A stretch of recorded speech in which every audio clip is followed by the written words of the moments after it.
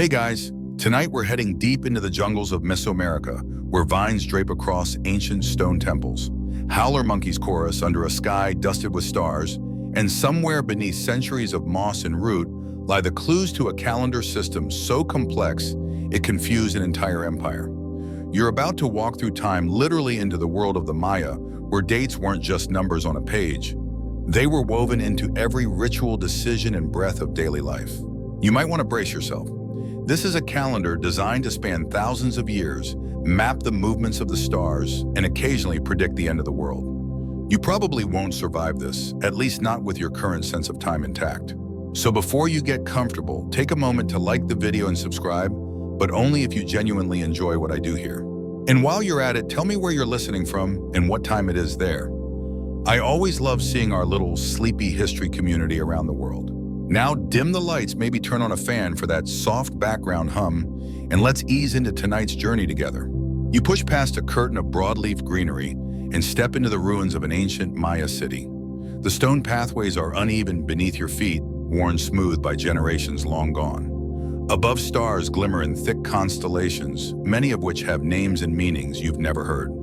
Time feels dense here, layered like the stones around you. The air hums softly with cicadas. In the distance, the silhouette of a pyramid looms, a structure built not just to touch the heavens, but to track them. Because for the Maya, time wasn't a background hum. It was a force that shaped the cosmos and every human life. Their cities pulsed with rituals timed to precise celestial events. Birthdays, battles, marriages, even market days. Everything aligned with the intricate cycles of their calendar. And that calendar, it wasn't one calendar, it was three at least.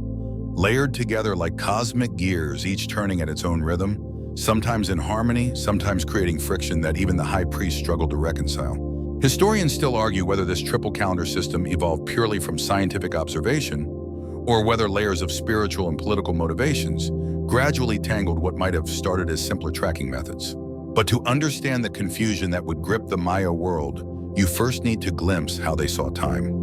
Imagine time not as a straight line, but as an endless weaving of cycles, short cycles within long ones like beads sliding around concentric loops.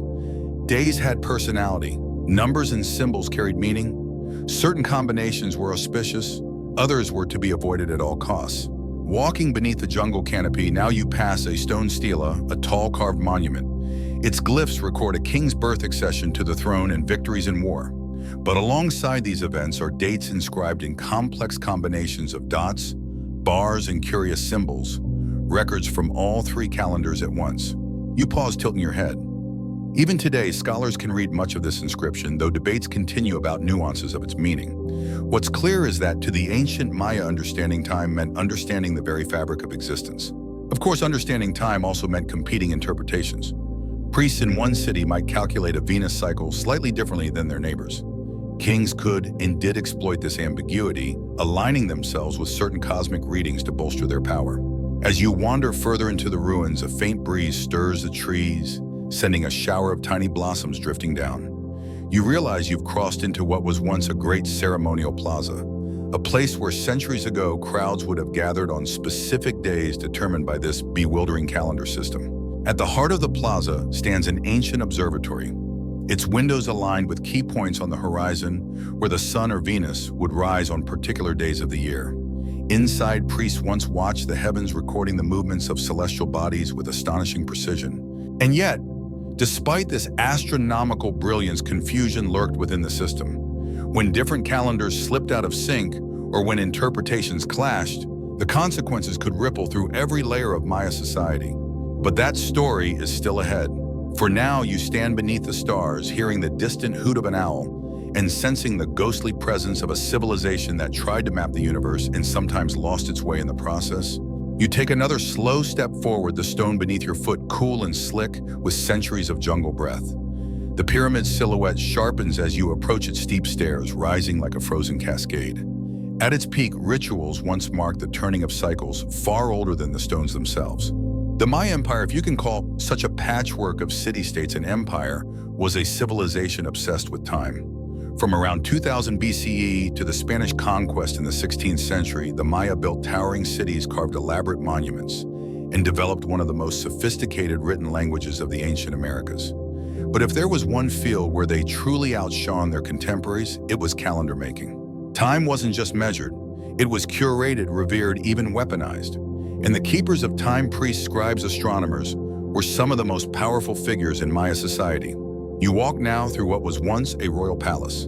In its day, this place would have thrummed with the rustle of cotton garments, the murmur of advisors, and the scratch of reed pens across bark paper codices. Within these walls, kings consulted with calendar keepers to time everything from coronations to sacrifices. You pause beside a carved panel, its glyphs partly worn away. The remaining symbols tell of an ancient king, his name roughly translated as Shield Jaguar, who celebrated the completion of a key calendar cycle with a grand festival.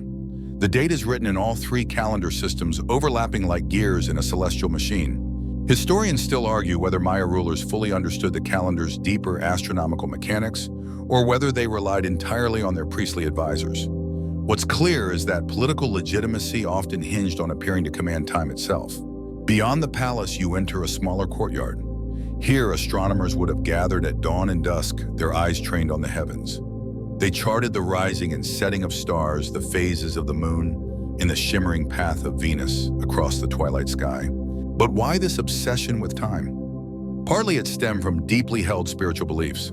The Maya saw the universe as a vast web of cycles, each echoing the cosmic dramas of creation and destruction. Time wasn't linear, it was layered, recursive, alive. Every day had its own energy, its own associations with deities and elements. Choosing the right day to start a journey, build a house, or crown a king wasn't superstition, it was essential to cosmic harmony. Yet another reason lay in power. By mastering the calendar, rulers and priests could claim a kind of cosmic mandate. They could stage festivals and rituals on dates that reinforced their divine right to rule, or conversely exploit ominous alignments to justify wars or political purges. You step now into a shadowed corridor, its ceiling low and close. Here the walls are covered with faint red paintings, images of priests holding scrolls of kings seated beneath the great glyph of the sun. It was in places like this that the calendar keepers worked their magic. They cross-referenced complex cycles, predicted eclipses, and advised their rulers on the most propitious dates for every major decision. And this is where things began to unravel. As city-states grew more powerful and more competitive, calendar interpretations started to diverge. Tiny differences in astronomical observations or religious interpretations could lead to subtle shifts in how time was measured. In some regions, these differences compounded over decades. By the time neighboring cities came together for joint festivals or diplomatic talks, they sometimes discovered that their calendars no longer aligned. The result? Confusion, mistrust, and occasional chaos. But before we explore those tangled consequences, you need to understand the three calendars themselves, the strange, beautiful, maddening system that underpinned Maya life. You emerge now into another plaza, the moon high above. A lone cicada buzzes its rhythmic song, oddly fitting for what comes next, the dance of the Maya's sacred cycles. You stand at the edge of the plaza, now bathed in silver light. The moon arcs high above the treetops, and the stones beneath your feet seem to hum faintly, as if echoing an ancient pulse. You tilt your head, imagining the sky as the Maya once saw it, not just a backdrop, but a living ticking mechanism. A sky of invisible gears. That's what their calendar truly was. A vast, intricate clockwork of celestial movements layered upon one another, too complex to glimpse at once, yet precise enough to track the dance of time across millennia. You begin to stroll slowly across the plaza. High on a nearby wall, faint glyphs depict the movements of stars and planets. The Maya, without telescopes or modern tools, mapped the heavens with astonishing accuracy. They knew the synodic cycle of Venus, the time it takes to return to the same point in the sky, with a precision that rivaled modern calculations. How did they do it? Patient observation. Generation after generation of priest astronomers watched the skies, marking each rising and setting, each brightening and dimming. Over centuries, patterns emerged, and those patterns were woven into their calendars. The stars, of course, weren't alone in shaping Maya time. The sun and moon played central roles. Equinoxes and solstices were sacred moments marked by elaborate ceremonies. The phases of the moon guided agricultural cycles and religious observances. Historians still argue whether Maya astronomers derived their calendars solely from observation, or whether elements of myth and ritual also shaped its structure. Likely it was both a marriage of science and spirituality. But here's where things get tricky. The Maya didn't just track one cycle, they tracked many. the sun's 365-day year, the moon's 29.5-day phases, Venus's 584-day cycle, the 260-day sacred count, and on and on. To make sense of this celestial symphony, they developed a system of interlocking calendars gears within gears, each turning at its own pace, periodically aligning in moments of cosmic significance. You pause now before a stone slab covered in concentric circles. It's a simplified model of these cycles. At the center spins the 260-day Tzolk'in calendar. Around it turns the 365-day Haab solar calendar. Encasing both is the massive long count, a calendar designed to track time across thousands, yes, thousands of years. It's beautiful and maddening. Imagine trying to plan your life using 3 calendars simultaneously, each with its own rhythm, its own symbols, its own meanings. That was the reality for Maya priests and rulers. And here's the catch: these cycles didn't always align neatly. The Tzolk'in and Haab only synced every 52 years, creating a cycle known as the calendar round. The long count ran on an entirely different track. You take a deep breath, it's a lot to process. And yet for the Maya, this complexity was a source of power and wonder. By understanding how these cycles interwove, priests could choose propitious dates for rituals, predict eclipses, and affirm their society's place within the cosmic order. Of course, as with any complex system, things sometimes went awry. Slight differences in observation, interpretation, or political manipulation could throw the gears out of sync, creating confusion that rippled through entire kingdoms. But that's a story for another section. For now, you glance upward. The stars wheel slowly overhead. Somewhere out there, invisible gears continue to turn as they have for countless generations. And down here, beneath the ancient stones, the echoes of those cycles still hum. You wander deeper into the plaza, the soft thud of your footsteps echoing off ancient stone. Somewhere nearby, an owl hoots a lonely sound that reminds you that here time breathes with the jungle. Now that you've glimpsed the great celestial gears, it's time to peer into the heart of the Maya system, the 3 clocks of the Maya world. You round a corner and enter what was once a scribe's workshop. Here, beneath the flicker of oil lamps, priests and scribes once painted codices, books of bark paper folded like accordions. The air would have been thick with incense, the scratch of brushes constant. One such codex, one of the very few to survive colonial destruction, reveals how these 3 calendars worked. First, the Tzolk'in, a sacred 260-day cycle. Each day had a unique combination of a number 1 to 13 and a day name from a set of 20 glyphs. These weren't just placeholders.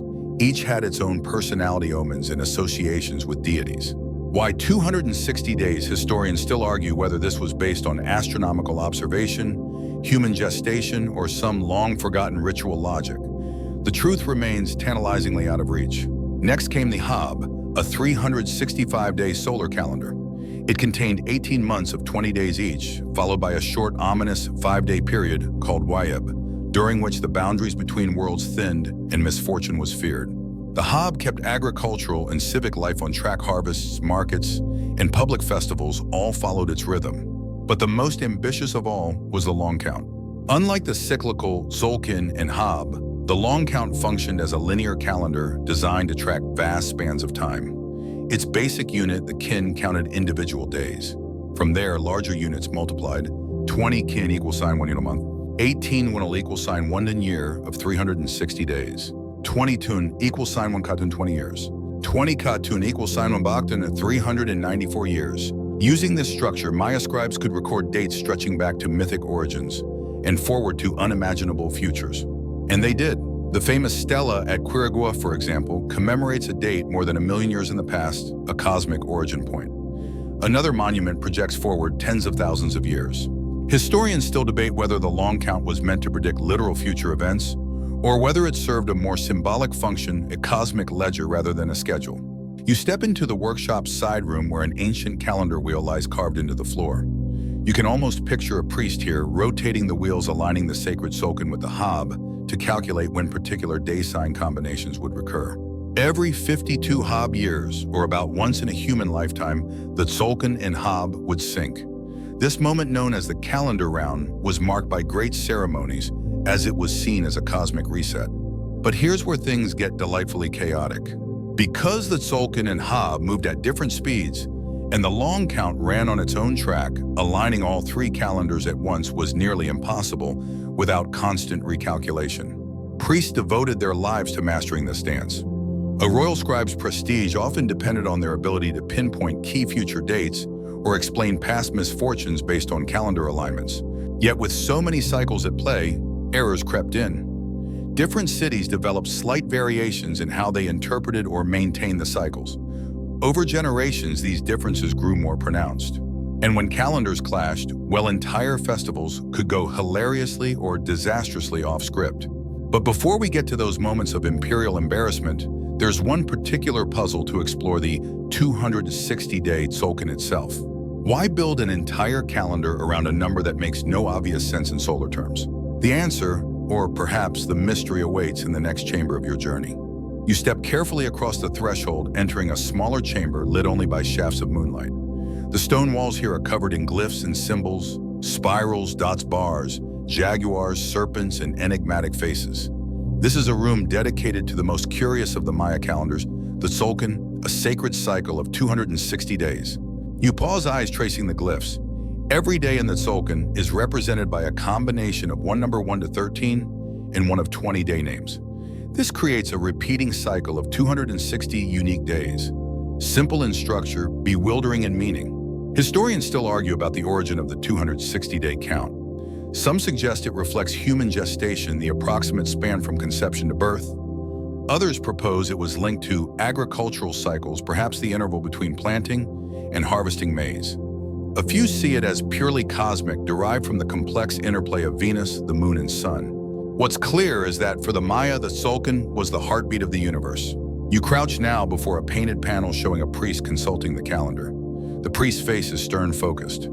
He points to a combination of glyphs that would have carried deep significance, not just a date, but an omen, a cosmic signal. Every day name carried its own personality, its own portent. Some days favored new beginnings. Others warned of conflict. Certain days were ideal for healing or divination. A few were feared days when the veil between worlds grew thin. The Tzolk'in didn't govern the civic world directly. Instead, it guided ritual life, spiritual decisions, and personal fates. Priests used it to determine when to conduct sacrifices, when to begin journeys, when children should be named. Yes, even names were tied to the calendar. Many Maya bore names based on the day of their birth in the Tzolk'in cycle. Your identity was quite literally written in the stars and numbers. Imagine living in such a world. You wake each morning to a day with a name and a meaning that shapes your choices, your interactions, your sense of destiny. And yet the Tzolk'in did not exist in isolation. You glance now at a second set of glyphs, this time from the Haab calendar. The civic and solar calendar moved at its own pace with its own rhythms. When combined with the Tzolk'in, the result was a complex overlay of cycles, a celestial dance where specific combinations of days might occur only once every 52 years.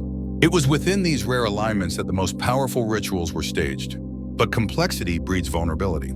Different city-states began to interpret the Tzolk'in's meanings in slightly different ways.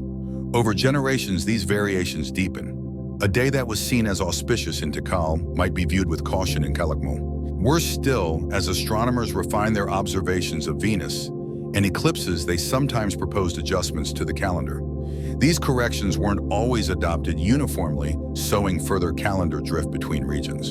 You lean closer to the panel and notice a faint inscription, a record of a festival delayed due to discord among the calendar keepers. A polite phrase for what was likely a heated argument in the royal court.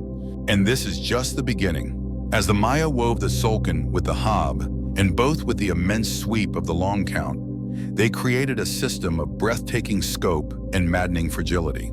You rise slowly, your footsteps echoing softly in the chamber.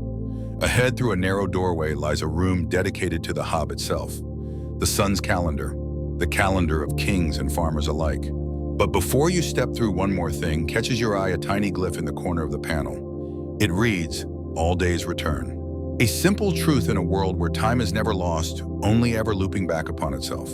You step through the narrow doorway, the stone cool beneath your fingertips. The air grows warmer here, as if the very sun that governs this next calendar had seeped into the chamber stones. Ahead, a broad slab dominates the room, etched with the cycles of the Haab, the 365-day civic calendar of the Maya. Unlike the sacred Tzolk'in, the Haab had an obvious connection to the world of nature, agriculture, and public life. This was the calendar of kings, of farmers, of markets, and festivals. Without it, the Maya cities, those marvels of stone and spirit, could not have thrived. The Haab divided the year into 18 months of 20 days each for a total of 360 days. But the sun, of course, requires a bit more than that. So the Maya added a final period, the infamous Wayeb, 5 nameless days that were considered dangerous, liminal, and best approached with caution. You trace a finger along the glyphs representing these days, skeletal faces, owls, scorpions, symbols of chaos and uncertainty.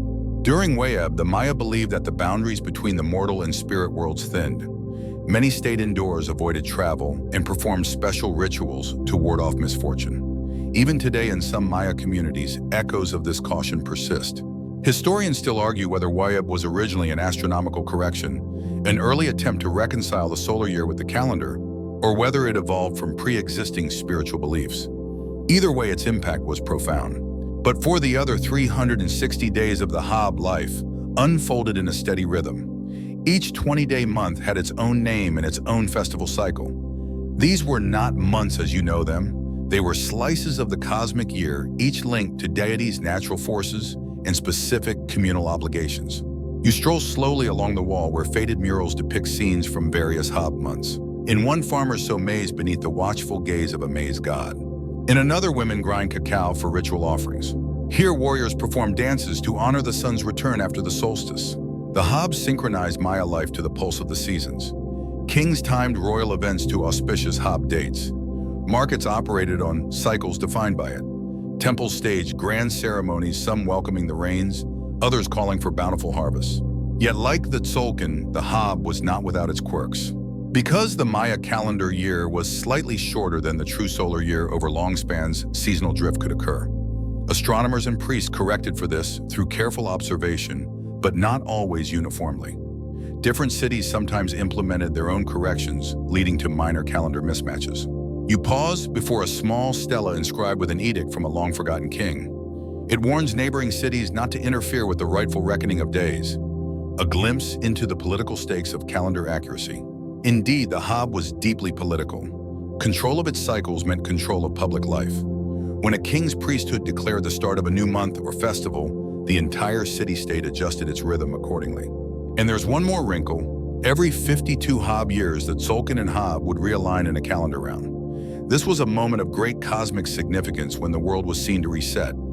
Major ceremonies marked the occasion as communities sought to ensure the continued favor of the gods. But calculating these alignments required precision, and mistakes could have serious consequences. You can almost hear the debates now. Scribes arguing in low voices, priests gesturing towards star charts, rulers growing impatient as festivals risked being mistimed.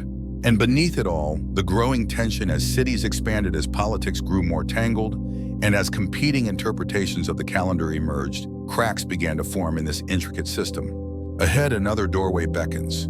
Beyond it lies the grandest of the Maya calendars, the long count. A calendar that dared to chart not just seasons or years, but the age of the cosmos itself. You step through the doorway into a vast vaulted chamber where the very air feels heavier, as though time itself has gathered here. Stone columns rise like petrified trees, their surfaces carved with dense glyphs and long rows of dots and bars. This is no simple datebook. This is the realm of the long count, the Maya's most ambitious attempt to capture the infinite turning of the cosmos. You pause beneath a towering stela inscribed with a long count date.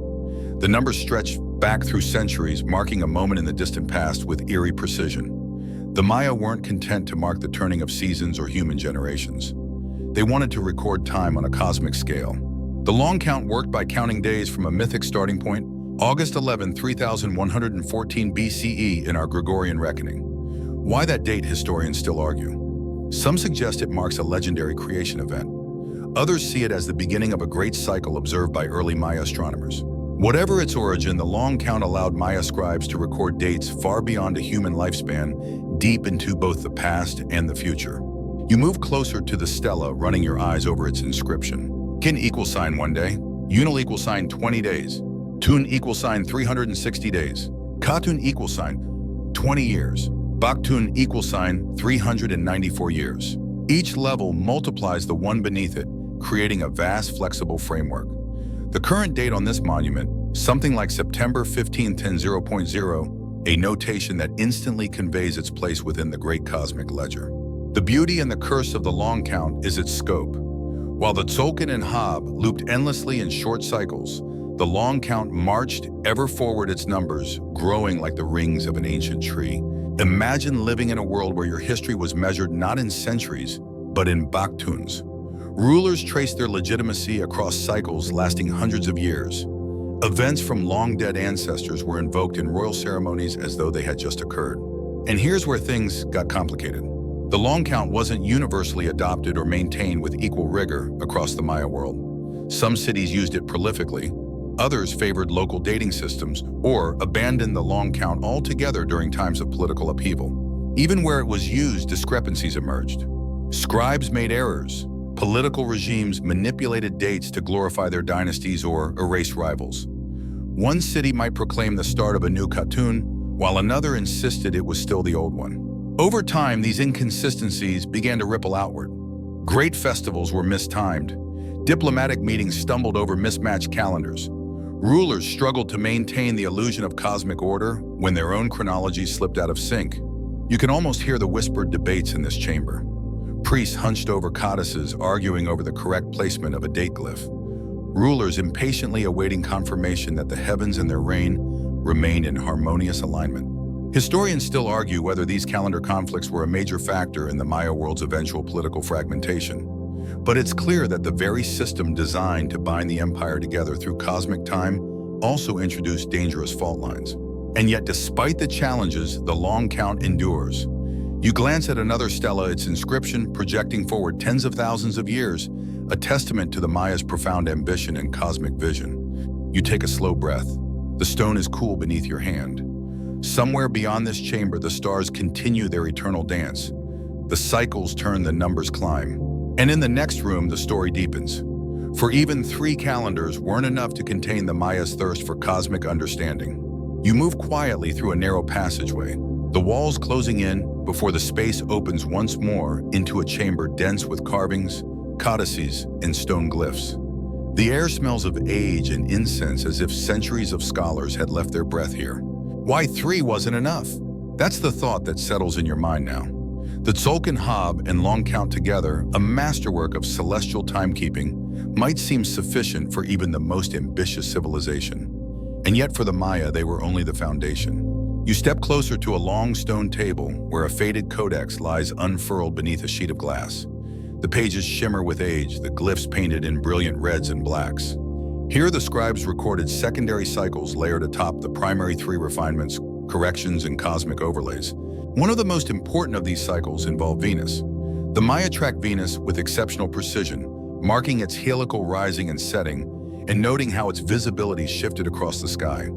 They even constructed specific Venus calendars that interwove with the larger cycles. Why the obsession with Venus, historians still argue, but many believe it stemmed from the planet's association with Quetzalcoatl, or Kukulkan, the feathered serpent deity linked to creation, death, and renewal. Venus was seen as both a herald and a harbinger, its reappearance often timed with wars or great rituals. Beside the codex, a carved panel depicts priests observing Venus through a stone-lined horizon slit. You can imagine them waiting through long nights, their observations meticulously recorded. And when Venus rose gleaming bright before dawn, that day's fate was sealed. You walk further into the chamber and spot another codex fragment illustrating lunar cycles. The moon's phases held deep significance in Maya culture, governing not just agriculture but also spiritual rites. Priests tracked lunar eclipses with astonishing accuracy, sometimes predicting them years in advance. The Maya also observed the movements of Mars, Jupiter, and Saturn, weaving their cycles into the broader calendar fabric. Though less central than Venus, these planets still carried mythic associations and served as celestial markers. But all these cycles, each with its own rhythm, meant the calendar system grew ever more complex. The more the Maya sought to perfect their understanding of time, the more intricate their calculations became. And here's where the trouble began. Different city-states emphasized different cycles.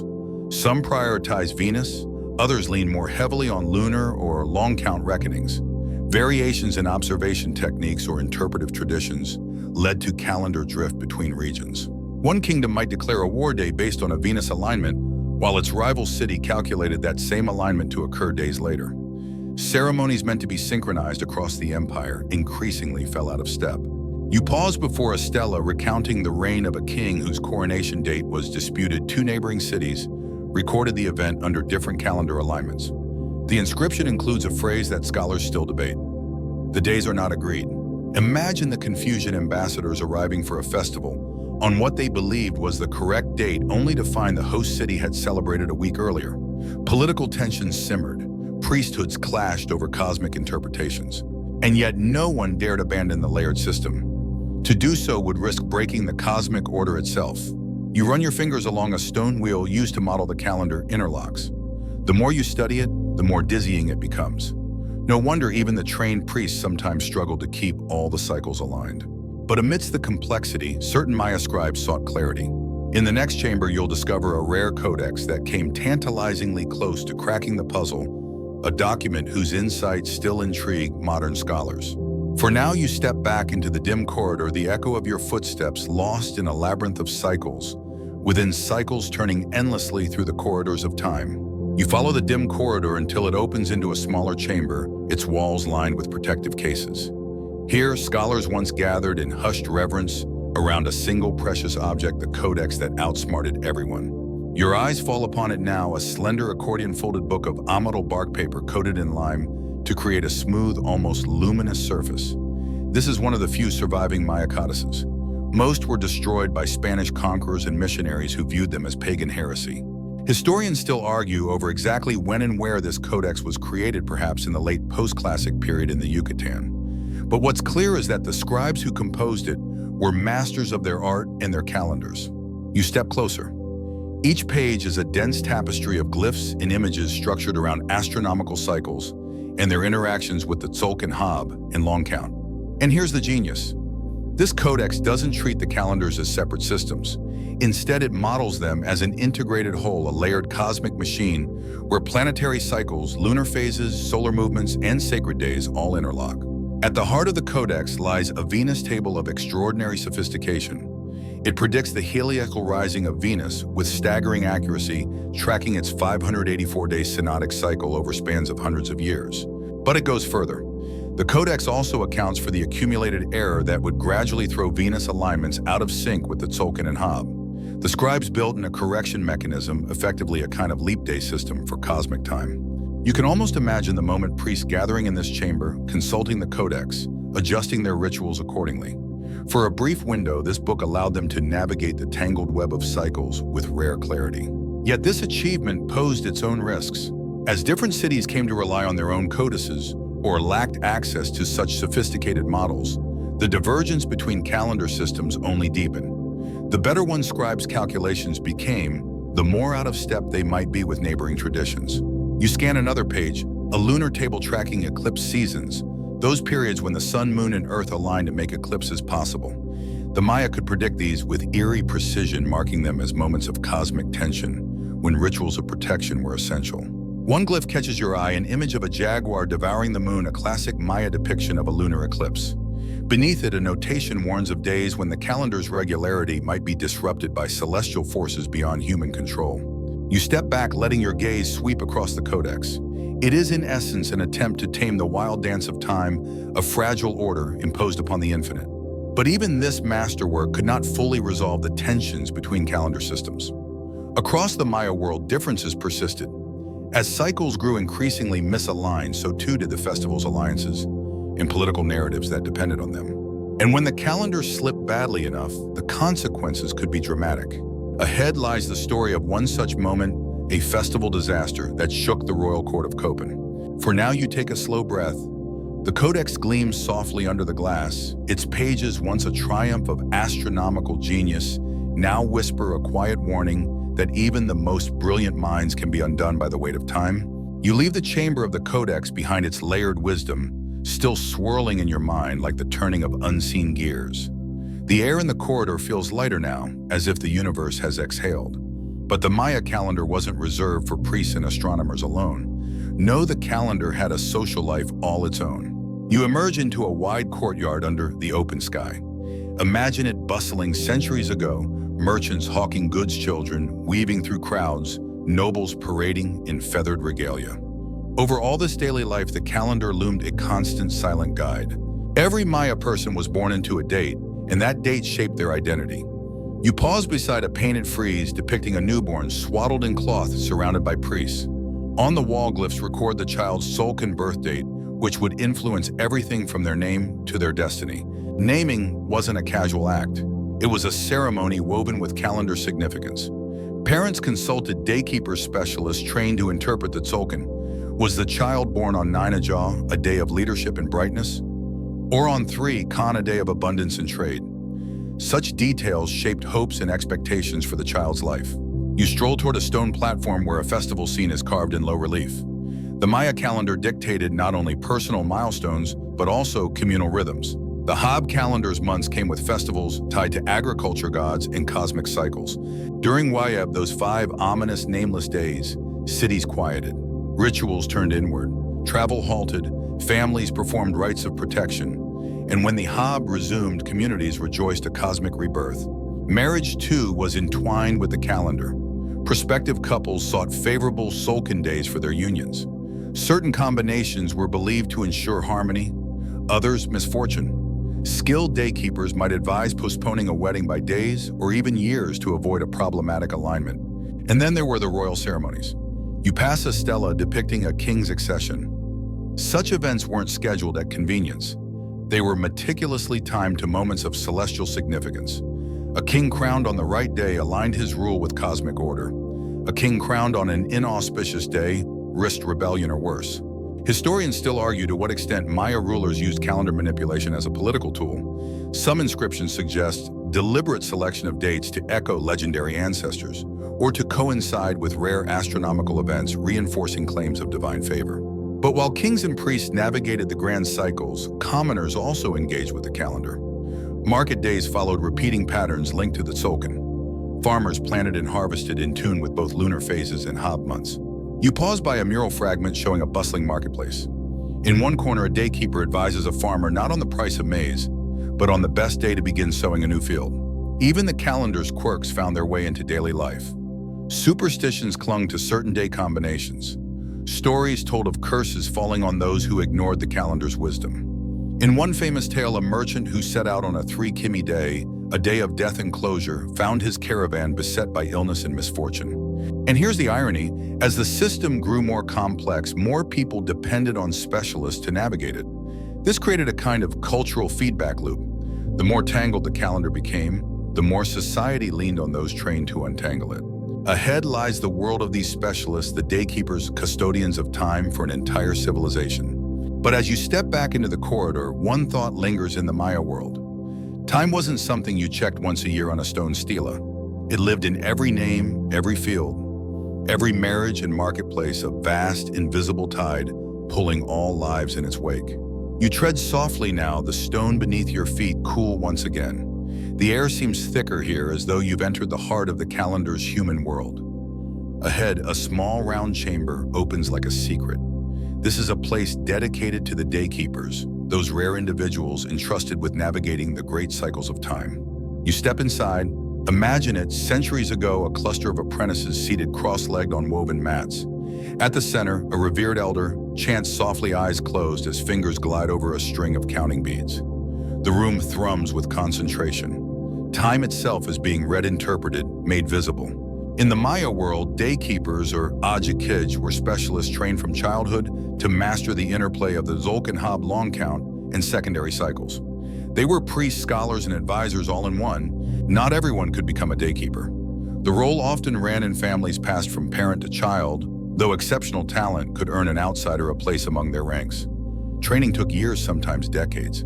It required not only astronomical knowledge, but also deep understanding of mythology, ritual, and the unseen currents of fate. You study a painted panel, an elder daykeeper consulting with a nervous young couple. The couple seeks a date for their wedding. The daykeeper, with practiced ease, cross-references their birth dates, family lineages, and current celestial alignments. A favorable date is selected a moment when cosmic energies will support a harmonious union. Historians still argue whether daykeepers primarily served communal needs, or whether they were also instruments of royal authority shaping the calendar's interpretation to support political ends. In truth, they were likely both guardians of tradition and tools of power. You glance at another panel, this one more somber. A ruler consults his court daykeeper regarding an impending war. The daykeeper frowns, gesturing to a cluster of glyphs. The chosen date aligns with Venus rising as morning star, a moment considered favorable for conflict, but only if the accompanying lunar phase is auspicious. Decisions of life and death hinged on such interpretations. And it wasn't just kings who sought their counsel. Commoners approached daykeepers for guidance on planting crops, setting out on journeys, naming children, and even conducting healing rituals. The calendar governed all facets of Maya life, and the daykeepers were its human interface. But mastery came at a cost. The mental strain of tracking countless cycles was immense. Daykeepers were expected to memorize vast tables of dates, planetary movements, and mythic correspondences. Errors were not easily forgiven. After all, an ill-chosen date could be blamed for personal tragedy or communal disaster. You spot a glyphic inscription near the doorway recording the life of a famed daykeeper who reportedly served 3 successive kings. His epitaph includes a humble acknowledgement. He read the days well, though even he knew not all. A poignant reminder that no mortal could fully master the infinite dance of time. And as the cycles grew ever more intricate, the daykeepers faced mounting challenges. Discrepancies between cities, evolving interpretations of celestial signs, and political manipulation of the calendar all conspired to make their task more difficult. You can almost hear their whispered debates echoing in this room. When exactly should the new Khatun ceremony begin? Has Venus truly completed its current cycle? Should an eclipse be treated as an omen of war or renewal? Ahead lies the story of what happens when those debates spill beyond scholarly circles, when misalignment between calendars leads to real-world chaos. For now, you step back into the cool corridor, the echoes of the daykeeper's chants lingering like faint ripples across the surface of time. Your footsteps echo softly as you move on past niches, where time-worn stelae lean at slight angles, as if tired from the weight of their inscriptions. The corridors wind deeper, and then another plaza opens before you, bathed in the faint blue light of approaching dawn. Here you'll glimpse what happened when the days misaligned. Imagine it a bustling Maya world of dozens of city-states, each with its own priests, scribes, and astronomers. While the core principles of the calendar were shared across the empire, interpretation varied, sometimes subtly, sometimes profoundly. You pause before a carved panel that tells a simple yet revealing story. 2 kings ruling neighboring cities arrange a diplomatic meeting timed to a significant Venus event, a rising of the morning star. But when envoys arrive, they discover their host had celebrated the event 2 days earlier. It may sound trivial, it wasn't. Such misalignments could cause deep offense. In a culture where time was sacred, a mistimed ritual or late-arriving guest could be seen as an affront to the gods, or worse, a calculated political insult. You move toward a shaded colonnade. Along its length, faded murals show festival processions. Out of step, one city still preparing offerings, while another celebration is already underway. Historians still argue how widespread these discrepancies were.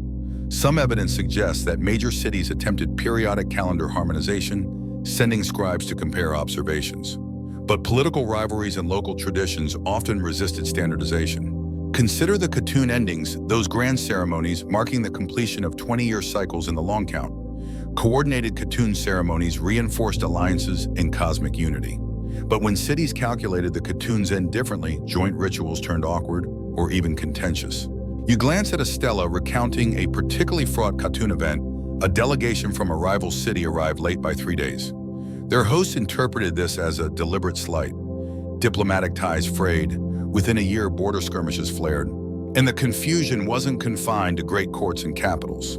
You pass a market mural where merchants haggle beneath banners displaying calendar glyphs. Market days followed repeating cycles based on the Tzolk'in. In regions where interpretations drifted, merchants arriving from distant towns might find themselves a day early or late, missing critical trading opportunities. Even more intimate disruptions occurred. In one poignant inscription, a young couple's wedding was delayed when the bride's family realized that their city's Tzolk'in count had slipped a day out of alignment with the groom's. The delay sparked months of familial tension and left a bitter mark on what should have been a joyful union. You pause beneath a frieze where scribes appear, mid-argument glyphs of Venus, and eclipse cycles hovering between them. The Maya's astronomical brilliance couldn't entirely compensate for human fallibility and regional variation. And the greater the calendar's complexity grew, the harder it became to maintain coherence across the empire. Priests faced pressure from rulers eager to assert their own cosmic legitimacy, sometimes adopting local adjustments that worsened alignment with neighbors. You shake your head imagining the logistical headaches. It was as if every city insisted on using its own version of a calendar app with no reliable way to sync across networks. Yet the Maya persisted. They valued tradition and cosmic order too highly to abandon the system. Instead, they adapted, sometimes gracefully, sometimes not. And when things went truly wrong, entire kingdoms could stumble. Ahead lies one such tale, a festival disaster in Köppen where calendar misalignment played out on the grandest stage with embarrassing and nearly catastrophic results. But for now, you pause beneath the brightening sky. The sun's first rays touch the ancient stones, reminding you that despite all human confusion, time marches on its rhythms, patient, persistent, and just a little inscrutable. You follow the dawn's first warmth into another broad plaza. Here the stones lie worn smooth, their edges softened by centuries of feet and rain. But once this was the scene of one of the Maya world's most whispered about calamities, the festival disaster of Köppen. You move toward a carved frieze lining the plaza's edge. Faint images remain feathered dancers, towering headdresses, musicians with shell trumpets and wooden drums. In its heyday, this was a grand gathering space. And on that fateful occasion, it was to host a cartoon ending ceremony, a rare event celebrating the close of a 20-year cycle in the long count. Kings from across the region had been invited. Envoys brought gifts. Artisans crafted elaborate costumes. Priests prepared intricate rites. Months of planning had led to this moment. And here's where it all went sideways. The trouble began, as it so often did with calendar drift. Köppen's priesthood, renowned for its scholarly rigor, had recently adopted a revised method of aligning their long count with the Haab. Their calculations were sound by their standards. Unfortunately, neighboring cities, including powerful Quirigua, still use the older reckoning. Historians still argue whether Köppen's rulers pushed this new alignment for genuine cosmological reasons or as a subtle assertion of intellectual and political superiority. Either way, tensions simmered beneath the ceremonial surface. You pause before a stela inscribed with the cartoon date. The glyphs reflect Köppen's revised system, a small but crucial shift from the older count. Now imagine the scene. Dawn breaks on the expected festival day. Musicians play, dancers take their places, crowds gather. But the delegation from Quirigua, whose scribes insist the cartoon hasn't yet ended, refuses to participate. Envoys from other cities murmur uneasily. Some side with Köppen, others hesitate. The priesthood is divided. A tense meeting of kings and scribes fails to resolve the dispute. And still the festival must proceed. You can almost hear the frantic whispers as Köppen's priests urge their king to begin the ceremony regardless. To delay would signal weakness. To proceed risks offending powerful guests. Ultimately, the king chooses spectacle over diplomacy. You stroll toward a raised platform where the ritual unfolded. On that morning, dancers processed before half-empty stands. Several key allies abstained entirely.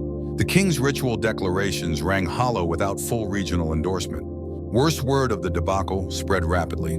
Insulted allies reconsidered their loyalty. Within 2 years, Quirigua, long subordinate to Köppen, rebelled and defeated its former overlord in a stunning reversal of fortune. Some scholars suggest the calendar dispute wasn't the sole cause of Köppen's fall, but it certainly fanned existing tensions and eroded the king's prestige. You gaze at the now quiet plaza. How strange that such cosmic cycles intended to unite the Maya under a shared sense of time could instead sow division and downfall. And Köppen wasn't alone. Across the Maya world, similar misalignments led to missed alliances, mistrust, and fragmented diplomacy. Yet still, the Maya persisted in their devotion to the calendar. Ahead, you'll see how the system's power remained potent and sometimes dangerous, as certain calendar combinations were believed to bring doom, influencing decisions both mundane and monumental. But for now, you let your gaze linger on the empty platform, a silent reminder that even the grandest kings could be undone not by war or famine, but by a disagreement over the turning of time. You leave the plaza behind its empty platform, now a fading echo in your mind. The path ahead narrows again, flanked by tall, glyph-covered walls. You trace the symbols as you pass, sensing the weight they carried. For in the Maya world, time wasn't neutral. Certain calendar combinations were believed to bring doom, and those beliefs shaped life in ways subtle and profound. You step into a dim chamber, its walls painted with vivid scenes of ritual purification. In the center, a large calendar wheel is depicted in profile, with ominous glyphs marked in deep red. These were the days everyone dreaded. Among the 260 days of the Tzolk'in, some combinations were considered especially dangerous. A day like 3 Kimi associated with death and endings, might be seen as inauspicious for almost any activity. Similarly, certain alignments of the Tzolk'in with the Haab were believed to open portals to misfortune. Historians still argue whether these associations arose from consistent astronomical observations or from accumulated layers of myth and anecdote. Likely it was a mixture of both, but the cultural impact was undeniable. You move closer to a mural showing a family huddled indoors, incense burning thick in the air. Outside, the glyph civic with Haab hangs ominously in banners. This combination, ecosystem linked to breath and wind paired with the liminal 5-day Haab period, was thought to invite malignant spirits. On such days, markets closed early. Farmers postponed planting. Travelers delayed journeys. Even royal courts operated at reduced capacity with key decisions deferred. And then there were the bad luck years, Haab years associated with eclipses or troubling celestial alignments. Kings often performed elaborate rituals during these years to avert disaster or explain existing misfortunes. You glance at a stela commemorating one such year. The king's inscription laments a series of crop failures framed as the result of cosmic disharmony. By acknowledging the calendar's warnings, the king sought to deflect blame from earthly governance. But belief in unlucky days could also be manipulated. In times of political tension, rivals sometimes accuse daykeepers of misreading or deliberately distorting the calendar to sow unrest. Accusations of calendrical malpractice, yes, that was a thing, could spark purges within priesthoods or justify the exile of unpopular scribes. And personal lives were no less affected. You pause before a small panel depicting a marriage negotiation. The families consult a daykeeper who warns that the proposed date falls on 9 with an eclipsed moon and ominous combination. The marriage is postponed for an entire Tzolk'in cycle, 260 days, rather than risk invoking misfortune. Such stories were common, superstition perhaps. But in a society where time itself was seen as alive and morally charged, ignoring these warnings was unthinkable. Of course, not all interactions with unlucky days were purely reactive. Skilled priests could perform counter-rituals seeking to cleanse or offset the day's malign influences. These rituals were lucrative and sometimes politically charged. You spot another inscription, a record of a regional summit rescheduled due to the intervention of a powerful priest who argued that the original date would have doomed the alliance. Was this genuine concern or strategic maneuvering? The glyphs remained diplomatically vague. And so through every level of Maya life, the calendar's darker patterns wove their influence. From market stalls to marriage beds, from royal courts to battlefield timing, doom days shaped choices and outcomes. Ahead, you'll step deeper into this interplay where astronomy itself collided with political ambition and rulers learned to manipulate the calendar for power and prestige. But for now, you linger beneath the painted wheel of days, pondering a world where even time itself could turn against you. You drift onward through the winding corridors, the images of doom days lingering in your mind like faint echoes. But now the path broadens, the walls higher and lined with grander stelae. You are entering a space where astronomy and politics collided, where rulers learned to manipulate the calendar for power and prestige. You pause before a towering stone monument. Its glyphs don't just record a date, they trumpet the king's cosmic legitimacy. The date chosen for his accession, a rare and potent combination of the Tzolk'in Haab and long count cycles, carefully selected to evoke ancient myths of creation. Historians still argue whether such alignments were chosen purely for ritual harmony or as deliberate acts of political theater. But here's what's clear. Kings who could command the cycles appeared to command the cosmos itself. You walk slowly past other stelae, each echoing this pattern. Great battles launched on days when Venus rose as morning star, marriages timed to sacred festivals, royal births announced under auspicious lunar phases. But behind the carved confidence lay careful orchestration. You stop before a frieze depicting a royal council in session. At its center sits the king, not alone, but flanked by calendar priests and astronomers. Their role to advise when cosmic cycles would favor royal action or to retroactively justify it. Consider the aftermath of a military campaign. If a victory occurred on a neutral or unlucky day, scribes might subtly reinterpret the timing, framing the triumph as the fulfillment of a cosmic prophecy. In a society so attuned to the calendar, such reframing wasn't mere spin, it was a crucial part of maintaining cosmic balance. You smile slightly at one faded inscription where a king claims victory on Forajaw, a day linked to solar power and rulership. But archaeological layers suggest the battle likely took place days earlier. Political necessity had reshaped the timeline. And this manipulation cut both ways. Rulers facing political crises often leaned on the calendar for reassurance. A failed harvest, blamed the closing of a Khatun cycle, performed lavish rituals, and promised renewal with the next. A popular general rising in fame elevated the king's status by staging festivals on days linked to legendary ancestors. You pause at another stela commemorating such a festival. The king's name is paired with glyphs invoking a mythic hero born under the same day sign. Coincidence unlikely? Of course, not all manipulation was overt. Some rulers use the calendar more subtly, commissioning monuments or artworks that emphasize favorable cosmic alignments without explicitly stating their political intent. You imagine the scene: a court artist consulting with scribes, crafting a narrative that wove the king's image into the turning of celestial cycles. Art, astronomy, and propaganda intertwined. Yet this system had its risks. When calendars fell out of sync between rival cities, these cosmic claims could backfire. A king declaring a Khatun-ending ritual on a disputed date might be mocked or denounced by neighboring rulers. Such disputes sometimes escalated from theological squabbles into real-world conflicts. And as priesthoods grew more politicized, accusations of calendar tampering became weapons in royal intrigue. You spot a cryptic inscription hinting at such a scandal. One king's advisors accused of misplacing the stars to sway an election of the next high priest. You chuckle softly. Even in a world of sacred cycles, human ambition proved endlessly creative.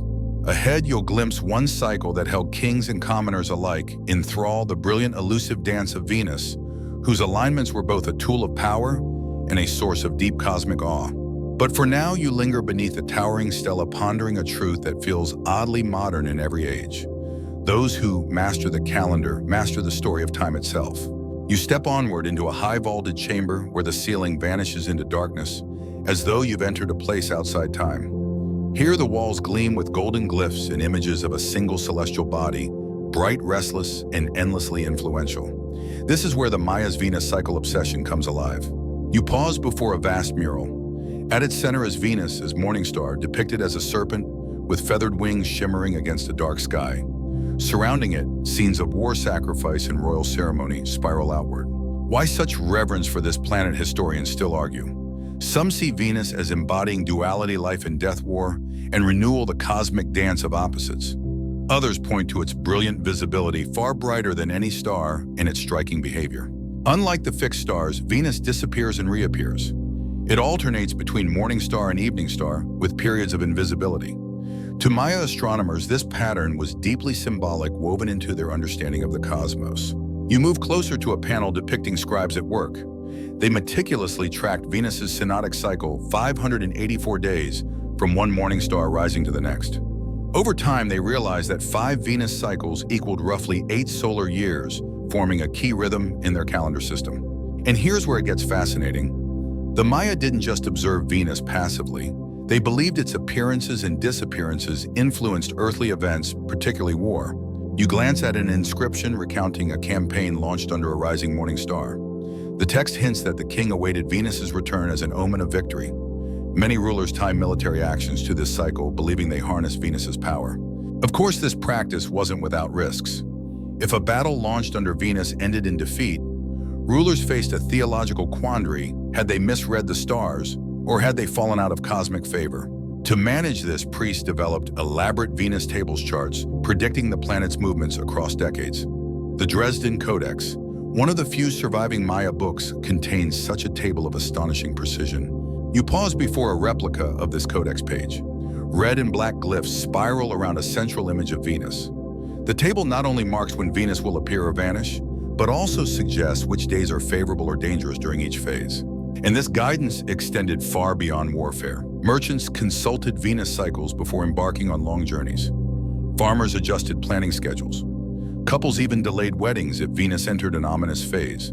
The calendar priests, of course, wielded this knowledge carefully.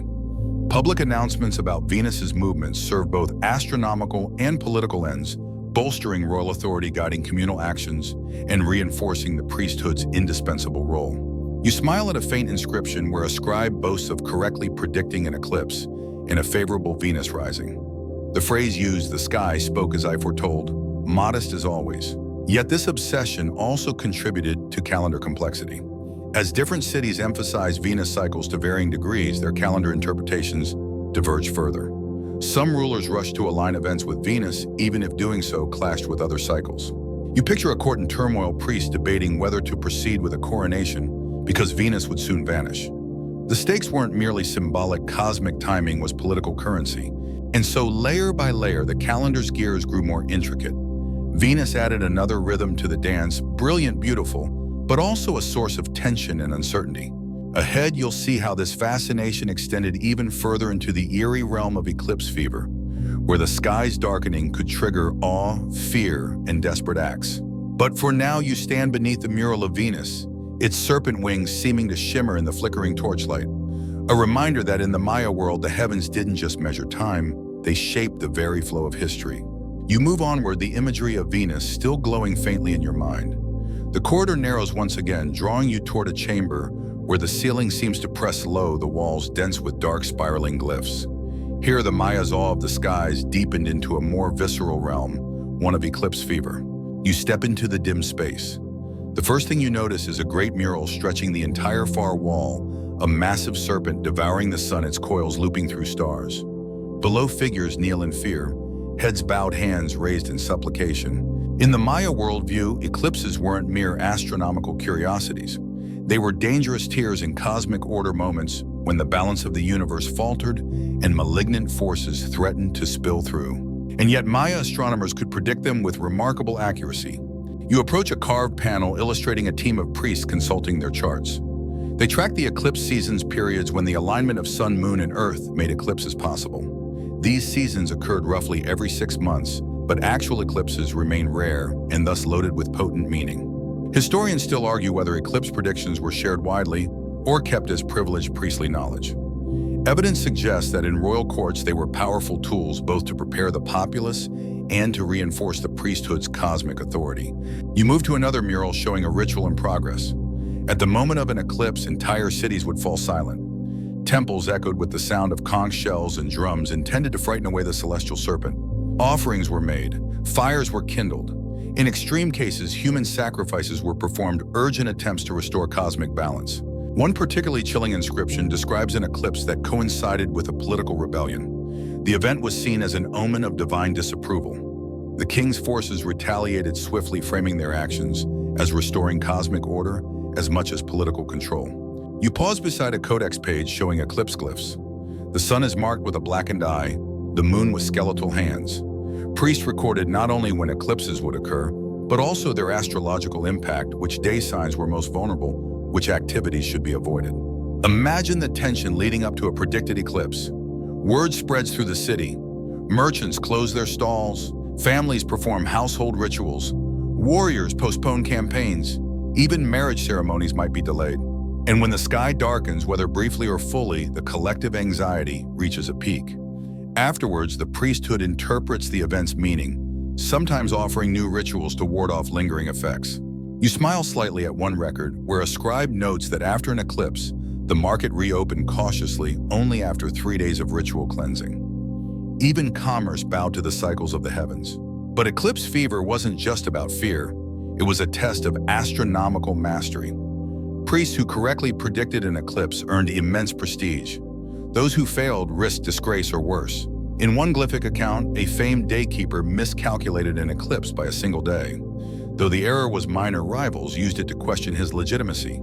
His fate, the inscription, cryptically states he was returned to the stars, a euphemism many believe refers to ritual execution. You step back, the weight of the chamber pressing in. Eclipses represented a raw edge of the Maya calendar system, a place where celestial knowledge met primal human fear. Ahead, you'll see how this celestial guidance shaped even the brutal pragmatism of war, where kings timed battles, not just by strategy, but by the turning of stars and cycles. For now, you linger beneath the mural of the devouring serpent, reminded that in the Maya world, even the mightiest kings bowed to the unpredictable dance of the cosmos. You step back into the corridor, the image of the celestial serpent still flickering in your mind. But now the path widens, the ceiling lifts, and a cool breeze stirs the air, as if preparing you for the most worldly of the calendar's uses. For in the Maya world, time didn't only govern birth, marriage, or harvest. It also dictated when kingdoms chose to wage war. You enter a broad gallery lined with murals of warriors' shields, gleaming feathered banners, raised obsidian blades catching the sun.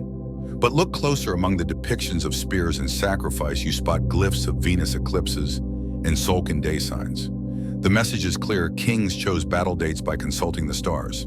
Historians still argue whether this was sincere cosmic reverence or political theater designed to legitimize military campaigns. In truth, it was likely both. The Maya believed the cosmos and human fate were intertwined.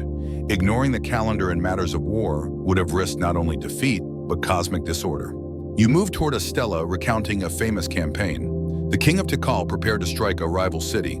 But rather than act when his forces were strongest, he waited for Venus to rise as morning star, a time associated with victory and divine favor. The inscription celebrates the choice. On the day of the serpent star's return, the king's might was unleashed. But the calendar's grip on warfare wasn't limited to Venus. Certain Tzolk'in days were considered auspicious for military actions, while others were strictly avoided. A battle launched on 5 linked to growth and abundance, might be seen as inviting future prosperity. A campaign begun on 9 Kimi, a death sign, risked cosmic backlash even if victorious. And then there were the Khatun cycles. The close of a Khatun was a liminal time, a moment when cosmic balance hung in the air. Some kings timed military actions to these periods, believing they could reshape fate in the chaos of transition. You pause before a mural fragment. It shows a war council in session. Priests and daykeepers present their findings, planetary positions, eclipse forecasts, day sign alignments. The king listens, weighing strategy against cosmic timing. Yet this deep reliance on the calendar introduced its own perils. In one infamous campaign, the king of Köppen launched a preemptive strike during what his priests deemed an ideal alignment. But neighboring Quirigua, using a slightly different calendar interpretation, prepared its defenses perfectly. The Köppen forces were routed, the king captured. A stela from the period dryly notes the stars misled those who would rule them. Such episodes underscored a growing problem. Regional calendar drift meant that even in matters of war, interpretations diverged. Kings had to balance priestly guidance with military pragmatism, a tension that sometimes led to hesitation or disastrous timing. You smile faintly at a scribe's lament recorded on a codex page. Warriors may march with strong arms, but the stars march stronger still.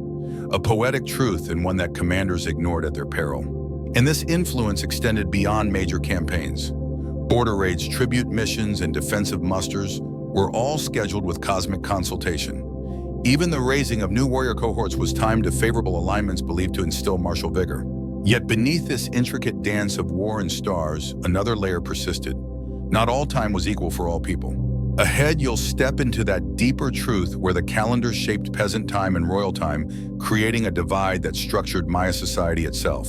For now, you linger in the gallery of warriors, the soft whisper of banners imagined overhead. A reminder that in the Maya world, no blade was drawn without first consulting the heavens. You move on from the warrior's gallery, footsteps echoing in the cooler air of a long shaded corridor. The path feels quieter now, more reflective, as if inviting you to consider how deeply the calendar shaped not only kings and conquests, but the rhythms of everyday life. For in the Maya world, there was a marked difference between peasant time and royal time. You step into a smaller plaza, its stones worn by the countless feet of common folk artisans, farmers, merchants, healers. Here, the great cycles of Venus and the long count were distant concepts. Life was structured by more immediate concerns, the Tzolk'in, the Haab, and the turning of the seasons.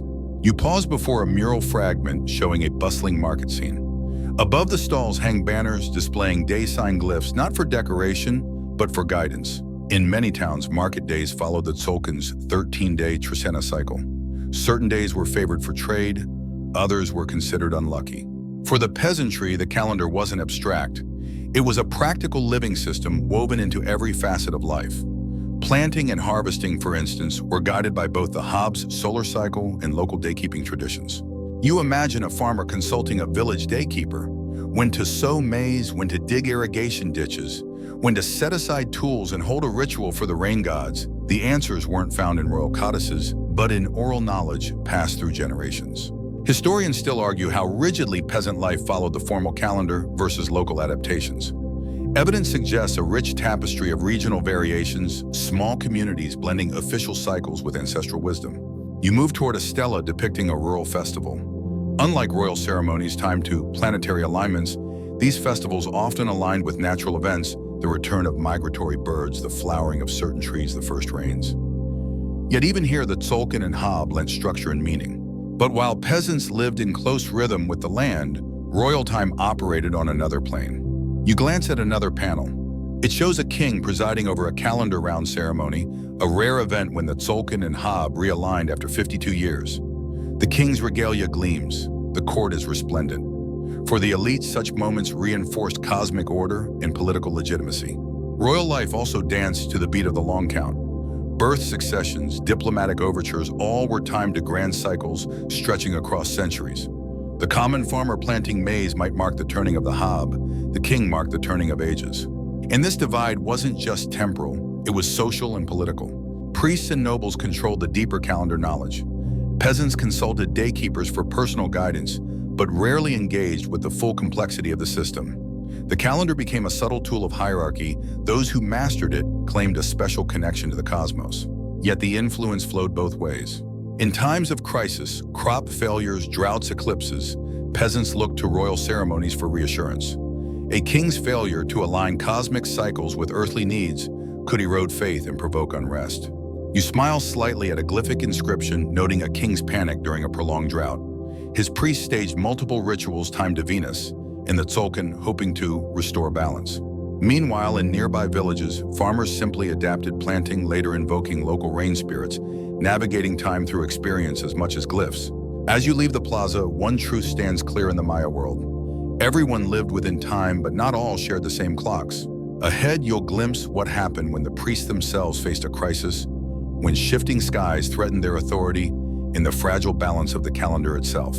But for now, you walk beneath the quiet arc of the sky where stars turn the same for peasant and king alike, even if they read their meaning very differently. You tread deeper into the temple complex now, the stones beneath your feet growing colder as the morning light dims behind thick walls. You're entering a space charged with unease, a place where calendar priests once faced a crisis that shook their very authority. You emerge into a circular chamber. Here, murals of priest astronomers cover the walls, figures cloaked in jaguar pelts, eyes lifted to the stars' glyphs swirling around them. But look closer, their postures are tense. The cycles they so confidently tracked were slipping beyond prediction. It was bound to happen. For centuries, the Maya priesthood had maintained an astonishing grip on celestial cycles. They tracked Venus eclipses, lunar phases, solar years, often with uncanny precision. Their knowledge underpinned royal power, agriculture, even daily life. But the more complex the system grew, the more vulnerable it became to subtle shifts, astronomical, political, and social. You pause before a cracked codex page where scribes recorded increasing discrepancies between Venus predictions and observed risings. Over time, precession, the slow wobble of Earth's axis, caused alignments to drift. Without a formal correction system, predictions grew less reliable. Historians still argue whether Maya astronomers fully grasped precession's cause. Some codices hint they noticed the pattern. Others show confusion as Venus cycles no longer match traditional tables. Compounding the problem, calendar drift between city-states eroded regional consensus. Ritual dates that once aligned across kingdoms began to diverge. Joint ceremonies faltered, political alliances strained. You move toward a mural showing a tense royal court. Priests debate under the gaze of an anxious king. The stakes are clear. If the priests can't maintain the calendar's integrity, their authority, and by extension, the king's cosmic legitimacy is at risk. And then came unpredictable eclipses.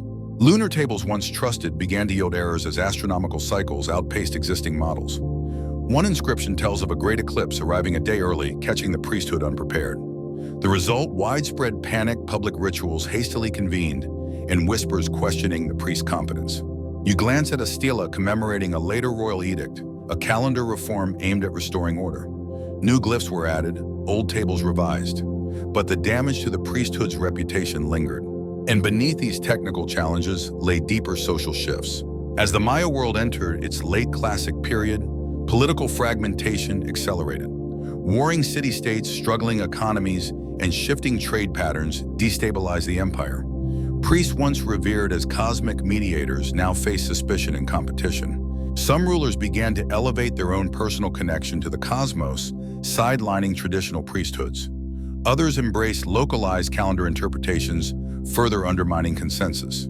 You pause at a glyphic lament from a daykeeper of this troubled era. When the days grew uncertain, so did the hearts of men. It's a poignant truth. The calendar was never just a tool for marking time. It was the spiritual scaffolding of Maya civilization. And when its pillars wavered so, too did faith in the order of the world. Yet even amid this crisis, the Mayas' devotion to time endured. Priests doubled down on observations, new codices emerged attempting to reconcile cycles. In some regions, local calendar traditions flourished, blending ancient wisdom with practical adaptation. Ahead, you'll glimpse one such enduring rhythm, the 52-year calendar. Round a cycle that bound communities in both fear and hope, a cosmic clock whose turning marked moments of profound renewal. But for now, you stand beneath the faded gaze of ancient priests, their hands outstretched toward stars that no longer aligned as they once had. A quiet reminder that even the most carefully kept calendars are in the end subject to the vast and shifting dance of the universe. You step softly out of the chamber of troubled priests, your mind still echoing with their whispered doubts. But ahead, another cycle calls a rhythm older than dynasties, woven deep into Maya life, the 52-year calendar round. You enter a wide courtyard where stone pillars form concentric circles, their tops carved with glyphs. This was a place of gathering not just for elites, but for entire communities. And every 52 years, it thrummed with a rare and powerful energy. Here's why. The Tzolk'in's 260-day cycle and the Haab's 365-day solar year were like two gears of different sizes. They turned at their own pace, but every 18,980 days, roughly 52 solar years, they realigned to the exact same starting point. This was the calendar round. To Maya eyes, this convergence was profound. It marked the completion of a cosmic cycle, a moment when time renewed itself. The universe had safely completed another great turn, and life could continue. But it wasn't taken for granted. You pause before a mural showing a 52-year ceremony in progress. Fires burn, priests chant offerings are heaped upon altars. The stakes were high. If the gods were displeased, they might choose not to rekindle the cosmic flame. Historians still argue about the origins of these beliefs. Some suggest early agricultural cycles shaped the fear of cosmic collapse. Others point to mythic tales of previous worlds destroyed at the close of great cycles. Regardless of origin, the practice was universal. As the calendar round approached, its close cities across the Maya world prepared elaborate rituals. Old fires were extinguished. Communities entered a period of solemn reflection, offerings made to ensure cosmic favor. You glance at a stela recording such preparations. The king proclaims a period of fasting and purification. Sacrifices, both symbolic and literal, are planned. The phrase "to renew the days and bind the years" appears often. And then on the final night, a great ceremony unfolds. You imagine it now, thousands gathered under a star-filled sky. Priests perform complex rites. The tension is palpable. If dawn breaks without disaster, new fires are lit, and the calendar round begins anew, a time of celebration and communal renewal. But the flip side of this hope was deep anxiety. You pause before a codex page listing bad omens recorded during calendar round ceremonies, droughts, eclipses, rebellions. For many, the approach of the round's end stirred primal fears. Merchants delayed major ventures. Couples postponed weddings. Kings doubled down on ritual displays of cosmic favor. And the cycle's impact extended beyond spiritual life. Because 52 years spanned roughly a human lifetime, the round also marked generational transitions. Elders reflected on their place in the great cycles. Young adults stepped into new roles. Entire communities calibrated their rhythms to this cosmic heartbeat. Yet even this powerful cycle couldn't escape the broader challenges of the calendar. As regional interpretations of the Tzolk'in and Haab drifted, the timing of calendar round ceremonies diverged. Once unifying festivals became points of contention. Kings competed to host the most splendid rites or subtly questioned rivals' legitimacy based on calendrical disagreements. You smile wryly at one stela's veiled insult. A neighboring king's calendar round ceremony is described as poorly timed and without the full turning of the days. Courtly shade, Maya style. But for common folk, these ceremonies remain deeply meaningful. You picture a farmer bringing maize to offer at the temple, a weaver presenting her finest cloth. In these moments, the cosmic cycles touched every life, reaffirming continuity amid change. Ahead, you'll see how this quest for control over time sometimes backfired as calendar feuds between cities erupted into open conflict. But for now, you linger beneath the ancient glyphs, feeling the quiet pull of the 52-year cycle, a gentle reminder that while empires rise and fall, the great gears of the cosmos turn ever on. You step out of the courtyard, the deep hum of the 52-year cycle still resonating in your bones. But as you move along the shaded corridor, another more discordant rhythm begins to emerge, one driven not by the heavens, but by human pride. For when it came to the calendar, feuds between cities were as inevitable as the rising sun. You enter a long hall where murals depict rival kings, each flanked by priests, each claiming the correct reckoning of days. The walls seem to pulse with political tension, their glyphs sharp-edged, their messages clear. In the Maya world, time itself could become a weapon. Here's how it happened. As the calendar grew ever more complex and regional variations in observation took root, cities began to drift apart in their interpretations of key cycles. One city might declare a new Khatun, another might insist it was still the old one. Some priests corrected for Venus's drift, others clung to older tables. The result, calendrical fragmentation. Historians still argue about the scale of this divergence. Some evidence suggests that elite centers tried to maintain diplomatic calendar councils, sharing observations and striving for consensus. But political realities often undermine these efforts. You pause before a stela from Yashalan where the king pointedly records the Khatun ending according to his court's reckoning and pointedly omits mention of a neighboring ruler who disputed the date. A diplomatic snub carved in stone. Elsewhere, you see even bolder acts. In one region, a minor king attempted to skip ahead in the long count, declaring a new Baktun earlier than any rival. The move was both audacious and destabilizing. Neighboring cities refused to recognize the claim. Trade agreements faltered.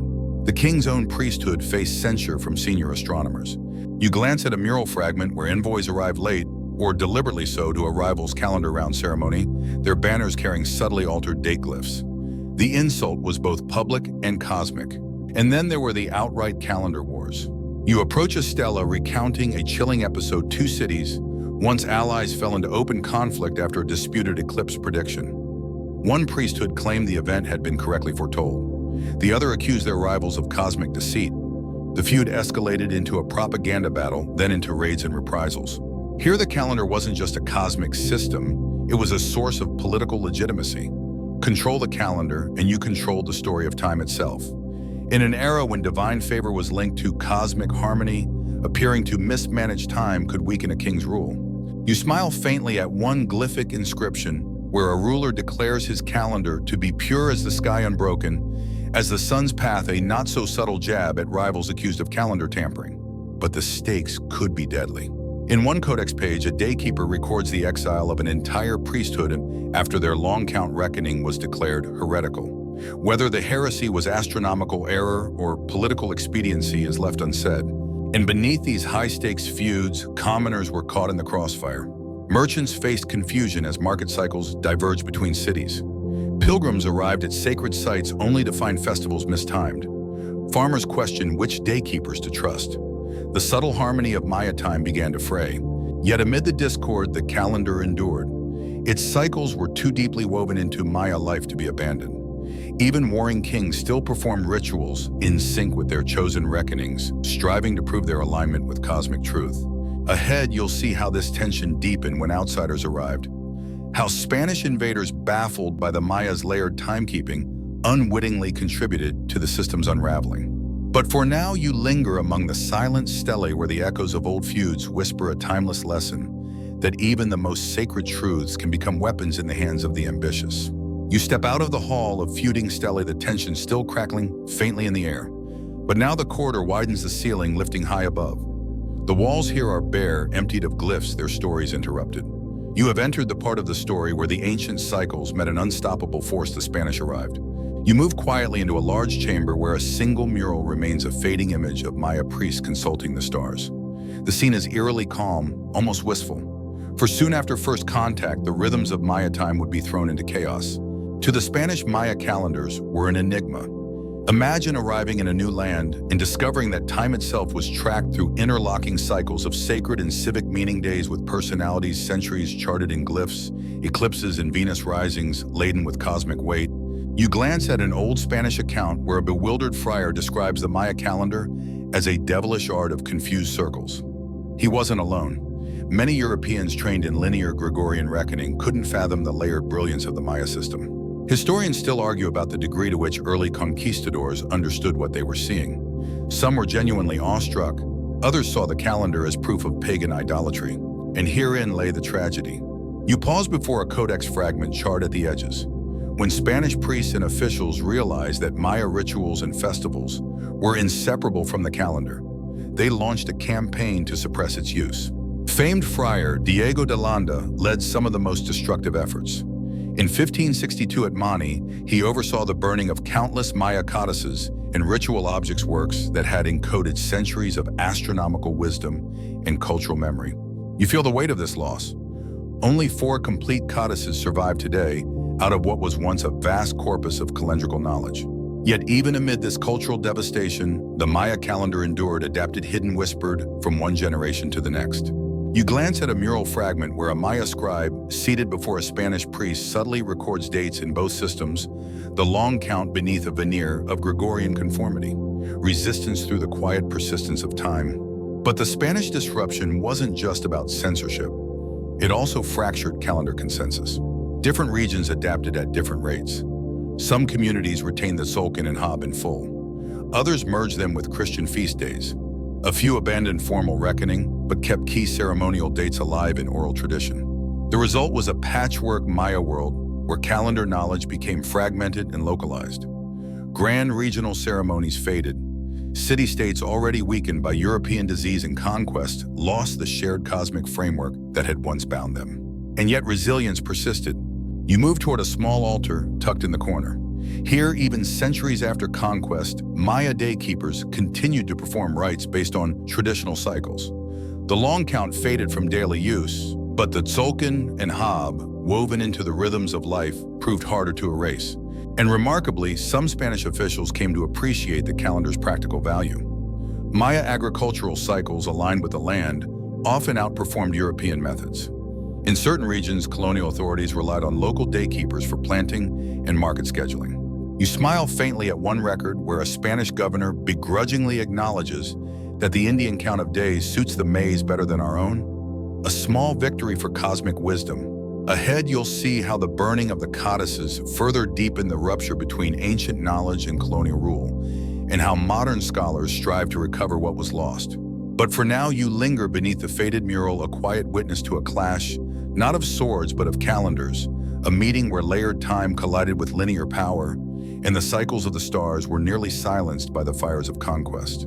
You step onward, the echoes of conquest trailing behind you like a bitter wind. The corridor narrows once again, the light dimming. Ahead, you see a darkened alcove here. The story deepens into sorrow. For this is where the Maya calendar's voice was nearly extinguished in an act of cultural erasure, the burning of the codices. You enter the alcove quietly. In its center, a single blackened codex fragment rests beneath glass. The edges are curled and charred, the glyphs faded, but still whispering. It's hard not to feel a shiver. So much was lost, so much silenced in flame. You pause to read the nearby inscription. It recounts the actions of Fray Diego de Landa, Bishop of Yucatan. In 1562, convinced that Maya books and rituals were demonic, he ordered a mass burning at Mani. Dozens, perhaps hundreds of irreplaceable codices were destroyed.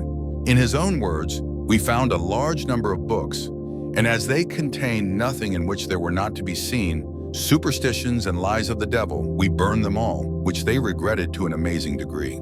You exhale slowly. Historians still argue about de Landa's motivations, zealous ignorance, political expedience. Perhaps both, but the effect was devastating. Consider what was lost. The Maya had created an immense written tradition, not just histories and myths, but sophisticated astronomical records, Venus tables, eclipse cycles, and multi-generational calendar alignments. The burned codices held centuries of cumulative observation data modern astronomers would give anything to recover. And yet 4 codices somehow survived: the Dresden, Madrid, Paris, and Grolier codices. Each offers tantalizing glimpses of what once was. You move closer to a replica of the Dresden Codex Venus table. The precision is breathtaking, 584-day cycles tracked across hundreds of years. But even these fragments reveal deeper wounds. Without the full corpus, much context is lost. Glyph sequences cut off mid-idea. References to cycles no longer fully understood. Scholars today must reconstruct the Maya calendar puzzle from shattered pieces. You glance at a codex page where part of a lunar table has been obliterated by flame. A modern annotation in the margin reads, "Purpose unknown, possibly linked to agricultural rituals or royal accession." The uncertainty speaks volumes. Yet the Maya response to this cultural assault was one of remarkable resilience. Even as codices burned, many communities preserved calendar knowledge orally. Daykeepers continued to mark cycles in secret, passing their wisdom through generations. In some regions, the Tzolk'in and Haab remained deeply embedded in daily life, adapted to coexist with imposed Christian calendars. You smile faintly at one colonial-era account where a Spanish priest complains that his Maya flock counts the days by their old signs and sets their feasts to stars I do not know. Quiet resistance through cosmic continuity. But the damage was profound. Without the full written tradition, later Maya scholars faced increasing difficulty maintaining calendar precision. The long count fell into disuse in many regions. Venus and eclipse tables fragmented, divergent local practices widened.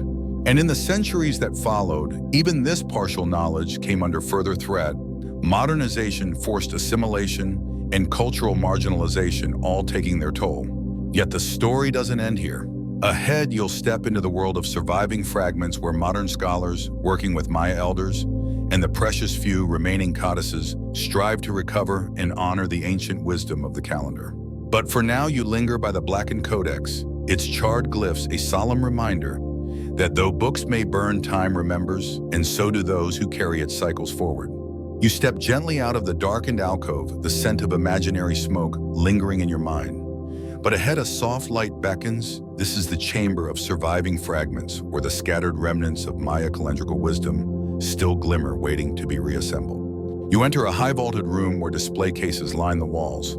Inside rest the battered survivors of the Codex burnings, the Dresden, Madrid, Paris, and Grolier codices. 4 slender threads connecting us to a once vast cosmic tapestry. You pause before the Dresden Codex. Its Venus table is famous, but as you scan the pages, you notice other cycles too: eclipse predictions, ritual calendars, references to gods whose stories are only half understood. Historians still argue about the full scope of its purpose. Was it a practical almanac, a ceremonial guide, or both? You move on to the Madrid Codex. Here the tone shifts. Rituals for agriculture, divination, and daily life fill its pages. You smile faintly at one illustration where a daykeeper sprinkles maize before a small altar, the glyph for a propitious day rising above. Next, the Paris Codex, a slim, enigmatic volume. It contains prophecies linked to the Khatun cycles and richly detailed images of deities. Its text remains challenging, incomplete. Many glyphs reference cycles scholars are still striving to decode. Finally, the Grolier Codex, controversial for decades but now largely accepted as authentic. It contains a simple but poignant Venus almanac stripped of commentary, a stark reminder of how much was lost. You exhale slowly. These are just fragments, yet they've sparked a remarkable scholarly effort. In recent decades, epigraphers and astronomers working closely with contemporary Maya daykeepers have made great strides in reconstructing the calendar's workings. Collaborations between indigenous communities and academic researchers have revived knowledge long thought lost. You approach a modern chart that overlays Maya calendrical cycles with contemporary astronomical data. The match is stunning. The Venus table's accuracy rivals anything produced by pre-telescopic Europe. And yet mysteries remain. You read a note from a leading epigrapher. There are cycles referenced in these codices for which we still lack complete explanations. The stars perhaps remember what we do not. But perhaps the most powerful fragments aren't in museums or research papers. They live in the living traditions of Maya communities today. In Guatemala, Mexico, Belize, and Honduras, daykeepers continue to guide their communities through Tzolk'in-based ceremonies. Festivals align with ancestral cycles. Birthdays are named by the sacred calendar. Pilgrimages honor cosmic anniversaries. You smile again, imagining a modern Maya elder explaining Venus's significance to a young child, not as ancient history, but as a living star whose cycles still shape life. This resurgence is part of a broader cultural renaissance. As indigenous communities reclaim their languages and traditions, the calendar serves as a profound link to ancestral identity, a rhythm that connects modern Maya to the stars their ancestors so carefully charted. And scholars are listening. You read of recent conferences where Western astronomers and Maya elders meet as equals, each honoring the other's knowledge. In this dialogue, the calendar breathes anew, not as an artifact, but as a bridge between worlds. Ahead, you'll encounter one of the strangest modern chapters in this story, how a misinterpretation of the Maya long count sparked the global 2012 doomsday panic, a tale of cosmic cycles, media frenzy, and collective misunderstanding. But for now, you linger in the quiet of this chamber, surrounded by surviving fragments, proof that while flames may consume paper, they cannot wholly erase a people's connection to the stars. You step onward from the chamber of fragments, the quiet reverence still settling on your shoulders. But now the corridor tilts sharply toward the modern world, where ancient cycles collided with internet memes and mass-market books. You're about to revisit a curious chapter, the 2012 misunderstanding. You enter a broad, well-lit gallery where old codices and sleek digital screens sit side by side. On one screen flickers an image you know well, Maya 2012, Apocalypse, a headline that once swept the globe. It began, of course, with the Maya long count. The long count tracks days in vast cycles, including the Baktun, roughly 394 solar years. According to Maya inscriptions, the current long count cycle, the 13th Baktun, would end and the 14th begin on December 21st, 2012 in our calendar. Historians still argue about what the end of a Baktun truly meant. Maya inscriptions simply describe it as a transition often marked with ceremonies and reaffirmations of cosmic order, not destruction. But in the early 2000s, popular books and films seized on the date. You glance at a display showing sensational titles: Maya Prophecy, The End is Nigh 2012, The Final Countdown, wild claims spread earthquakes, solar flares, planetary alignments, even alien interventions. The sober reality of a calendar reset was replaced with a doomsday myth. You smile faintly at a video clip of a Maya elder exasperated. "We do not believe the world will end. It is just a new cycle. The sun will rise again." His calm words were drowned out by media frenzy. Soon the internet was awash in speculation. From YouTube to late-night TV, the 2012 date became an apocalyptic brand. Tourists flocked to Maya sites, crystal skulls were sold.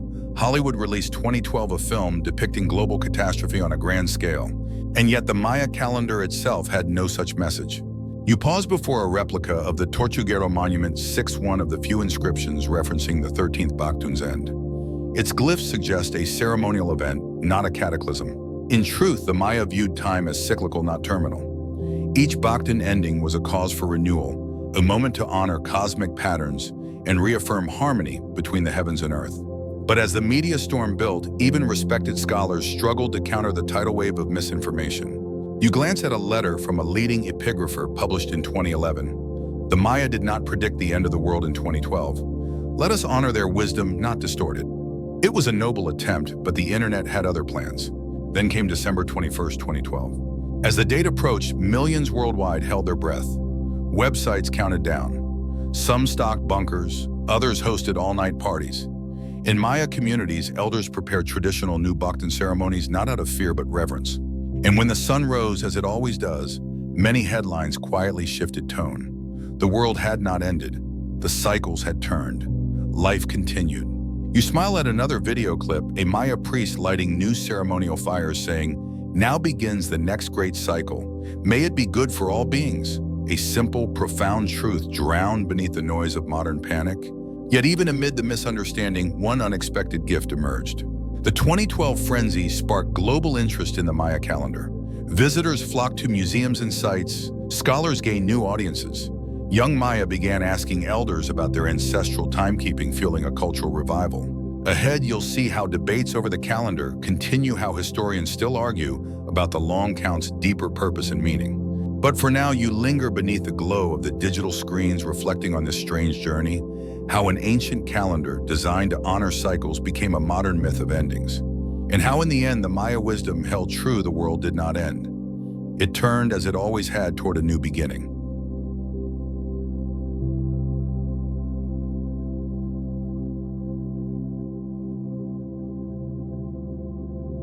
You step onward, leaving behind the flickering headlines of 2012. The next chamber feels quieter, more scholarly here. The air hums not with panic, but with curiosity. For even now, centuries after its creation, historians still argue over the true purpose of the Maya long count. You enter a circular room where glass cases display replica stelae and codex pages. Along the walls, modern books and research papers line the shelves. A small sign above reads simply, "The meaning of deep time." You pause before a stela from Quirigua, its glyphs recording a long count date stretching back to mythic origins, 13, 0.0.0.0. According to Maya tradition, this marks the beginning of the current world cycle, equivalent to August 11, 3114 BCE in the Gregorian calendar. But why track time on such a vast scale? One camp of scholars views the long count as a cosmic ledger, a way to place human events within the grand narrative of creation and rebirth. By recording dynastic deeds alongside these vast cycles, rulers asserted their role as cosmic actors. Another camp suggests a more astronomical function. They note the long count's correlation with known cycles of precession, the slow wobble of Earth's axis. Could Maya astronomers have glimpsed this subtle drift, embedding it in their calendar? Historians still debate this fiercely. The evidence is tantalizing, but incomplete.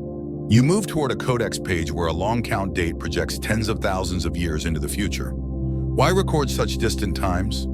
Some argue it reflects a Maya concept of eternal cycles, a worldview where time is infinite and worlds rise and fall in endless succession. Others see political motives. By anchoring their reigns in cosmic time, kings may have sought to legitimize their rule, presenting themselves as ordained participants in a vast sacred story. You smile at a scholar's note pinned beside the display.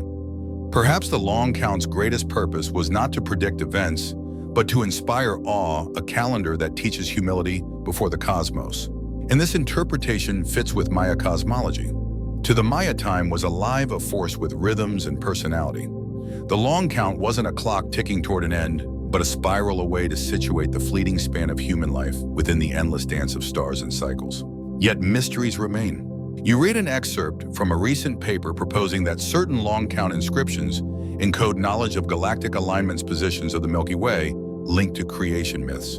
The theory is controversial, but it speaks to the depth of Maya astronomical thinking. You pause before another display showing the correlation debate. Scholars still discuss how precisely to match long count dates with the Gregorian calendar. Even here, time's flow resists perfect translation, but perhaps that's fitting. As you stand in this chamber of debate, one truth becomes clear: the Maya long count was never meant to be fully grasped in linear terms. It was a tool for weaving human lives into the fabric of the cosmos, a reminder that we are all part of cycles far vaster than we can see.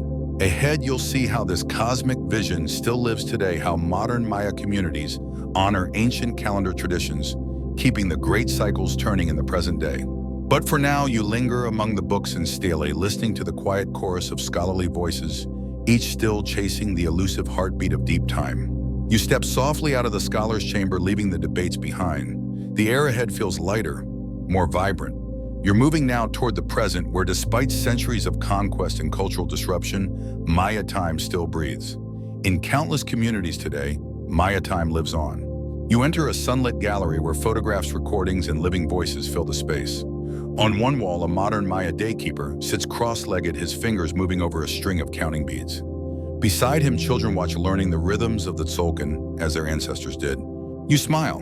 Despite colonial efforts to erase it, the sacred 260-day count remains central to many Maya communities, particularly in Guatemala, southern Mexico, Belize, and parts of Honduras. Here, time is still spoken, not merely counted. You move toward a display of community altars. In rural villages, Tzolk'in-based ceremonies mark life's milestones, births, marriages, healing rituals, and agricultural cycles. Days are chosen carefully, guided by the wisdom of local Kij or daykeepers. Historians still argue how much of today's practice reflects ancient tradition versus adaptations made under colonial rule. Yet this debate misses a deeper truth: the calendar's living relevance matters more than perfect continuity. You pause before a video screen. A modern Maya elder explains, "We do not live in the past, we live in the cycles. The Tzolk'in turns, so do we." Her voice is calm, her smile sure. The Haab calendar also persists, particularly in agricultural communities. Farmers time planting and harvest, not by global agribusiness charts, but by local celestial rhythms informed by centuries of observation. You glance at a mural where a young man learns from his grandfather when to sow maize, aligned not with market schedules, but with rain patterns, moon phases, and traditional Haab months. And remarkably, even the long count is seeing quiet revival. Among some Maya scholars and elders, efforts are underway to reconstruct deeper cycles, reconnecting with ancient stelae and the surviving codices. Conferences bring together Western astronomers, Maya epigraphers, and indigenous spiritual leaders in a rare collaborative spirit. You move toward a display of contemporary Maya art. Here, modern glyphs swirl alongside traditional ones. One painting shows a smartphone screen overlaid with Tzolk'in glyphs, a playful nod to the fact that apps now help young Maya track sacred days, blending tradition and technology. Yet the calendar's survival isn't just a cultural artifact. It is a form of resilience, a living connection to a worldview where time is not a line, but a breathing cycle where human life remains attuned to the rhythms of stars, seasons, and spirit. And in today's world where many feel untethered from time's deeper patterns, this vision offers quiet wisdom. You read a quote from a young Maya activist: "We carry our calendar not as a museum piece, but as a compass. It guides us in a world that often forgets the importance of balance." Ahead, you'll step deeper into this vision where the Maya sense of time as a spiral continues to shape life, reminding all who listen that the past and future are never truly separate. But for now, you linger among the voices of modern-day keepers, in the bright eyes of children, learning to count the days, not to trap them in history, but to set them free in the ever-turning dance of the cosmos.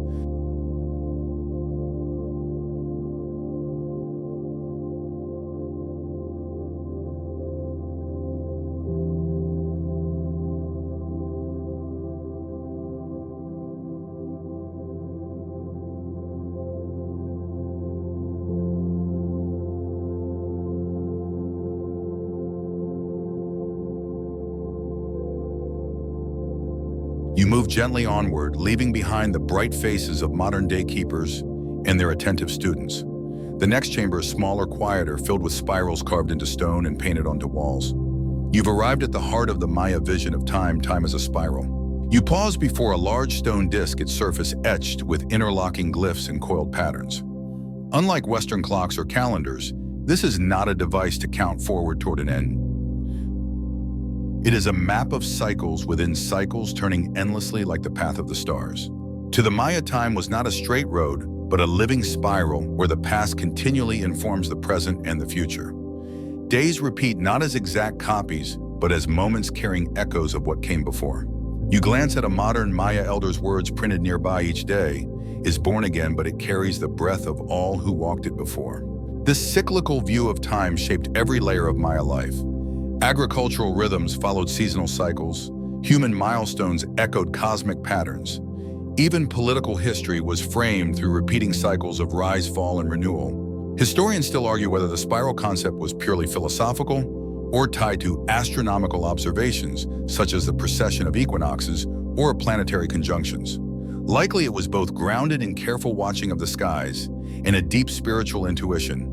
You move to a display showing Tzolk'in wheels nested within Haab wheels, their turning revealed through animations. The pattern is hypnotic. After 52 years, the same combinations return. And yet each moment within the cycle remains unique, influenced by countless subtle factors. This spiral understanding extends even to human identity. You read about naming ceremonies where newborns are linked to specific day signs. But elders emphasize that these signs are living guides, not static fates. As the cycles turn, individuals have opportunities to revisit lessons, refine their character, and deepen wisdom. In this view, mistakes are not failures, they are part of the spiral's teaching. As one elder puts it, we meet the same lessons in different seasons of life. Each time we are wiser. The long count too embodies this spiral thinking. Though it tracks vast linear spans, its inscriptions often describe cyclical concepts, world ages, renewals of cosmic order, the return of mythic figures. You smile at a codex fragment where a scribe projects dates into the far future, not to predict specific events, but to acknowledge the unbroken turning of time. This cyclical mindset fosters a profound sense of patience and perspective. In the face of change, be it personal, political, or cosmic, the Maya view offers reassurance. Everything moves in cycles. Dark days give way to light. Decline is followed by renewal. You pause before a final mural, a great spiral of glyphs encircling a maze plant. At the center stands a figure with outstretched arms, human and cosmic forces united. The message is simple, timeless: we are part of the turning. Ahead, you'll drift toward the end of your journey, where the cycles invite you not merely to learn about them, but to feel them, to carry their rhythm softly within you as you return to your own world. But for now, you linger beneath the spiral's gentle pull, reminded that in the Maya vision, there is no true end. Only beginnings folded into endings, and endings that open softly into new days. You step softly now, moving into the final chamber. The light here is dim and warm, the air still. Around you, faint glyphs spiral across the walls, their patterns gentle, almost soothing. You've reached the place where the cycles fold inward, a space where you can simply slip through the cycles. You settle onto a low stone bench. Ahead, a great stone calendar wheel turns slowly, silently. No hands to count down, no chimes to signal the hour. Just the patient movement of glyphs, days, months, years, ages turning, as they always have and always will. You let your gaze soften, your breath slow. The Tzolk'in turns 260 days each with its own voice, its own energy. The Haab hums beneath it, 365 days of sun and earth, guiding crops and ceremonies. And beneath both, the long count rolls on vast, ancient, unhurried. You feel it now, not as data, but as presence. Time is not chasing you here. It's not a line pulling you forward, nor a weight pressing you down. It is a circle that holds you, a spiral that welcomes your steps. You recall the farmers planting maize beneath the stars, guided by cycles older than kings. The daykeepers tracing beads and glyphs, speaking days back into being. The kings aligning wars and marriages with Venus's dance. The elders today who still whisper the names of sacred days. And now you here beneath the turning wheel. You breathe with the rhythm of it. In, out, turn, return. You remember each day repeats, yet is never the same. Each moment is a door. Time is a dance, not a race. You close your eyes. The stars of the Maya sky shimmer above, not distant points, but kin moving with you through the spiral. You are part of this turning, as they were, as all life is. There is no need to grasp it fully. The cycles will turn with or without your understanding. All you need is to be here now, breathing, listening. And as the wheel turns once more, you slip gently through the cycles into rest, into peace, into the deep, ancient rhythm of time. And now as you settle deeper into stillness, let the breath of these ancient cycles wrap softly around you. Time in the Maya world was never something to rush through. It was a rhythm to move with a gentle invitation to live in harmony with the stars, the earth, and each unfolding day. You've wandered through centuries of turning glyphs, sat with daykeepers, counting beads beneath the stars, and watched the great wheels of the long count glide through ages. And here you are now, your own breath, part of that rhythm, your own presence woven into the spiral of time. There is no need to hold on to it. The cycles will keep turning long after this moment fades. Let them do so as you rest. With each slow breath, imagine the Tzolk'in turning in the dark days, unfolding one by one, soft as falling petals. Feel the warmth of the Haab beneath your skin, sunlight guiding life through the seasons. Sense the vast hum of the long count, deep time beneath deep time, carrying all things forward in a dance without end. You are a part of this dance. And now as your body softens, your breath slows, and your mind drifts, let the cycles carry you. No rush, no striving, just turning and resting and turning again. The stars are still above you. The earth is still beneath you. And the wheel always turns. Sweet dreams.